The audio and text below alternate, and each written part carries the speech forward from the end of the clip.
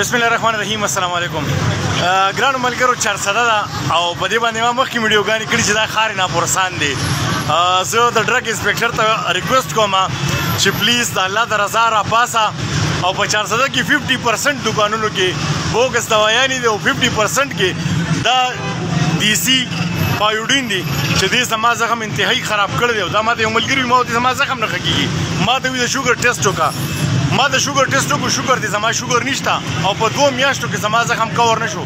ما به هر روز د دې دوایي پایوډین دا ما لګاو. نو زه ډرګ انسپکټر ته ریکویسټ کوم چې پلیز د الله د رضا راپاسه او دلته په 400 کې د نه یوازې دا ما په مردان کې مقتل، دا ما په پېښور کې مقتل او هر یو دویم دکان کې دا 2 نمبر پایوډین اویلیبل دي او د دې قیمت 160 روپۍ دي. خو خلک نه پوهېږي. ساده کلیوال خلک راشي مال پایوډین دکاندار ورته وایي یو په 160 دی او یو په 250 دی. کوم یو دل درکم؟ د هر سړي غریبي ده او غربت دی. د غربت ډېر زیات زور دی په هر ځای کې.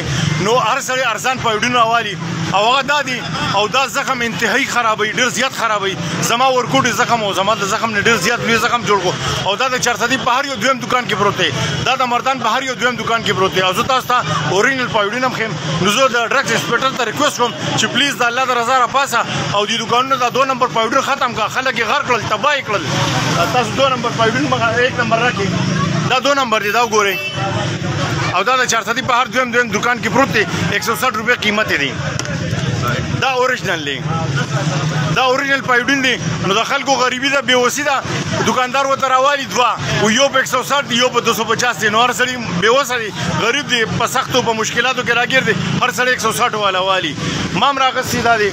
زما زخم ډېر زیات خراب کو. زما خپې خوږ کړې ده او انتهایی دا دویمه میاشت چې زما زخم نه ښه کېږي.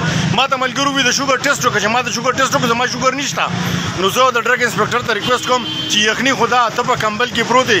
خو د الله نه ویرېږه، د خدای او د رسول خاطر وکړه.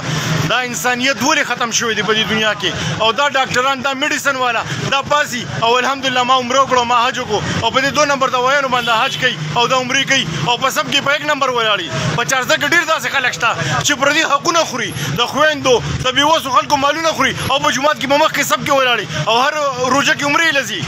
نو د خدای خاطر وکړئ، 2 نمبر دوايانې مه خرڅوئ. د خلکو د زندګو سره، د خلکو د صحت سره لوبې مه کوئ. چېرته چې اوسئ ښاد او باد خوشحاله اوسئ. یو جهان مننه.